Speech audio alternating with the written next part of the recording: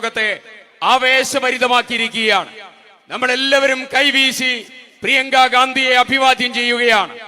ആവേശത്തോടുകൂടി ഈ മുട്ടിൽ ടൗൺ പ്രിയങ്ക ഗാന്ധി അഭിവാദ്യം ചെയ്യുകയാണ്.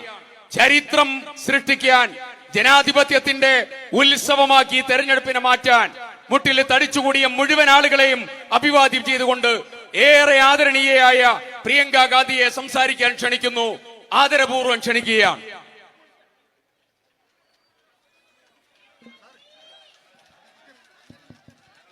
My dearest sisters and brothers, എന്റെ ഏറ്റവും പ്രിയപ്പെട്ട സഹോദരി സഹോദരന്മാരെ, thank you for being here today and for waiting for me. ഇവിടെ നിങ്ങൾ വന്ന് എനിക്ക് വേണ്ടി കാത്തുനിന്നതിന് ഞാൻ നിങ്ങളോട് നന്ദി പറയുകയാണ്. Thank you for all the love that you are giving me. Every single place I go in Wayanad, I am received with love and affection. നിങ്ങൾ ഞാൻ വയനാട്ടിൽ ഏത് സ്ഥലത്ത് പോകുവാണെങ്കിലും നിങ്ങൾ ഒരുപാട് സ്നേഹത്തോടു കൂടി ഇഷ്ടത്തോടു കൂടിയാണ് എന്നെ സ്വീകരിക്കുന്നത്. അതിനുവേണ്ടി ഞാൻ നിങ്ങളോട് നന്ദി പറയുകയാണ്. Now I realize how much you love my brother Rahul. ഇപ്പൊ എനിക്ക് മനസ്സിലാവുന്നുണ്ട് നിങ്ങൾ എത്രമാത്രം എന്റെ സഹോദരൻ രാഹുലിനെ സ്നേഹിക്കുന്നുണ്ടെന്ന് ഇപ്പോഴെനിക്ക് മനസ്സിലാകുന്നുണ്ട്. He loves you very much as well.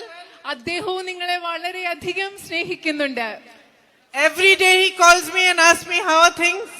എല്ലാ ദിവസവും രാഹുൽ എന്നെ വിളിച്ചു ചോദിക്കും ഇവിടെ കാര്യങ്ങളൊക്കെ എങ്ങനെ നടന്നു പോകുന്നു. And next thing he says is, aren't the people of Wayanad sweet?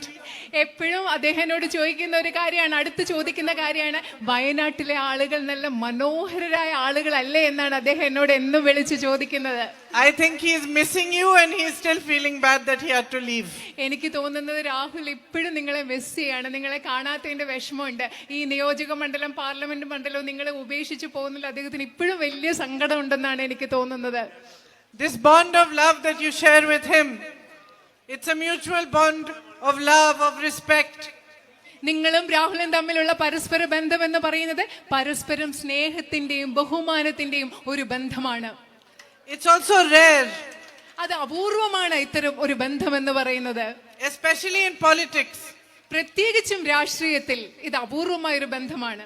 Because many leaders in politics, once they have power, once they are sort of well known, they forget about the public.